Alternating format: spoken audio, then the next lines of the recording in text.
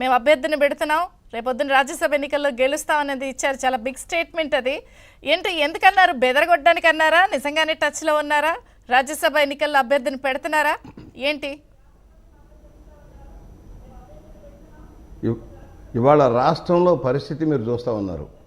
ప్రభుత్వం మీద తీవ్రమైన వ్యతిరేకత, జగన్మోహన్ రెడ్డి వ్యవహార శైలి మీద, ఆయన చేసిన నిర్వాకాల మీద వాళ్ళ పార్టీలోనే తీవ్రమైన అసంతృప్తి. ఇవాళ ఎమ్మెల్యేలు మార్చినంత మాత్రాన ఈయన చేసిన నిర్వాకాలు వెలుగులోకి రాకుండా పోవు, ఈయన అవినీతి అక్రమాలు పక్కకు తప్పుకోవు. ఇవాళ ప్రజలంతా ఆలోచిస్తుంది జగన్మోహన్ రెడ్డి పోతేనే కానీ రాష్ట్రం బాగుపడదన్న ఆలోచనలో ఉన్నారు. ఆయన పార్టీలో కూడా గణనీయమైన సంఖ్యలో ఇదే మాట్లాడుతూ ఉన్నారు. ఇవాళ అసంతృప్తి జీవులు బయటపడుతూ ఉన్నారు. ప్రతి జిల్లాలో కూడా జిల్లాలే ఆయనకు వ్యతిరేకంగా మాట్లాడే పరిస్థితి వచ్చింది. నిన్నటిదాకా చండశాసనులాగా డిక్టేటర్లాగా శాసించాడు. ఎన్నికల దగ్గరకు వచ్చాయి కనుక అందరూ తిరుగుబాటు బావటం మొదలుపెట్టారు. రాజీనామాల పర్వం మొదలైపోయింది. ఇవాళ ఒకటి ఆయన వ్యవహార శైలి మీద మొదటిది, రెండోది రాష్ట్రంలో జరిగిన పరిణామాల మీద ప్రజల యొక్క తీవ్ర వ్యతిరేకతను గమనించి ఒక్కొక్కళ్ళు ఒడ్డుకు వస్తూ ఉన్నారు. మాకు సంబంధించి మీకు చూశారు, అనురాధ గారిని మేము ఎమ్మెల్సీగా పెట్టాం.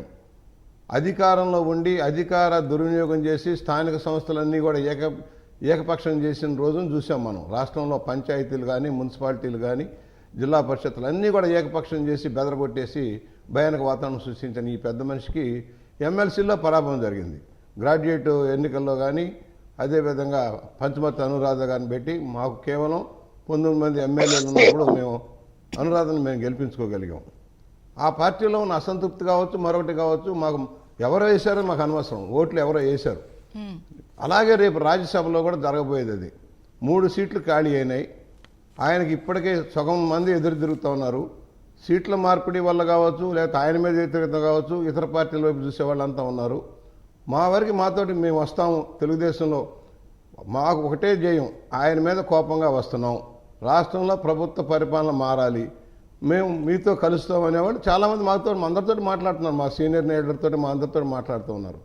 100% బెదరగొట్టడం కాదమ్మా, వాస్తవం ఇది. ఎమ్మెల్సీ ఎన్నికలు చూశారు కదా, ఆ రోజు నుంచే రాష్ట్రంలో పెనుమార్పు కనపడుతుంది.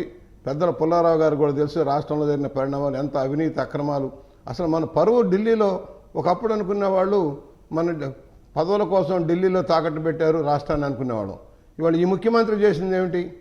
పోలవరం విషయంలో, స్టీల్ ప్లాంట్ విషయంలో, మెట్రోల విషయంలో, రాజధాని విషయంలో ఇవన్నీ ఒక ఎత్తు అయితే ప్రత్యేక హోదా సాధించలేకపోవటం, అసలు అభివృద్ధే లేదు. అప్పు ఈ సంవత్సరం 80,000 కోట్లు తెచ్చారు. ఆల్రెడీ 80,000 కోట్లు పై చిలికే వచ్చింది. డైరెక్ట్గా తెచ్చినాయి 72,000 కోట్లు, ఇతరత్ర కార్పొరేషన్ల ద్వారా తెచ్చినాయి మరికొంత, అంతా కలిపి దాదాపు 82,000-84,000 కోట్లు ఈ ఒక్క సంవత్సరం. ఏం చేశాడు? ఏ అభివృద్ధి చేశారు? 90,000 కోట్ల రూపాయలు కాంట్రాక్ట్ బిల్లులు ఉన్నాయి. నిన్న ఆయన కృష్ణప్రసాద్ మాట్లాడారు, వాళ్ళ ఎమ్మెల్యే, అభివృద్ధి లేదు, బిల్లులు లేవు, ఏం చేయాలో తెలియట్లేదు, ఆత్మహత్యలు చేసుకుంటున్నారని చెప్తూ ఉన్నారు. మేము చెప్పడంలా, మేము చెబుతున్నాం, మొదటి నుంచి చెప్పాం. ఈ దగులుబాజీ విధానాల వల్ల సంక్షేమ ముసుగులో ఓట్ల రాజకీయం చేసి వ్యవస్థను నాశనం చేశాడు. నిన్ననే నేను చెప్పాను, సహకార రంగం, పుల్లారావు గారికి తెలుసు సహకార రంగం ఎంత ఆవశ్యకతో.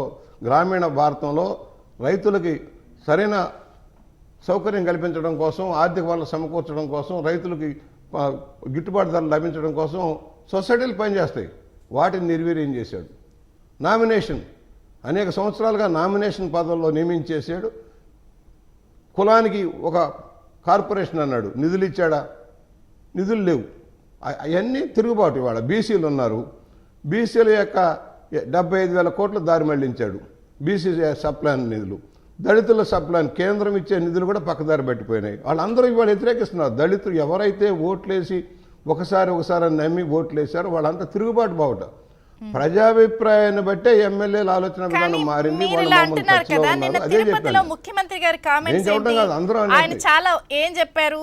ప్రభుత్వం మీద ప్రజలు చాలా సంతృప్తిగా ఉన్నారు, ఎమ్మెల్యేల రిపోర్ట్స్ బాగలేదు కాబట్టి నేను మారుస్తున్నాను అని అందరూ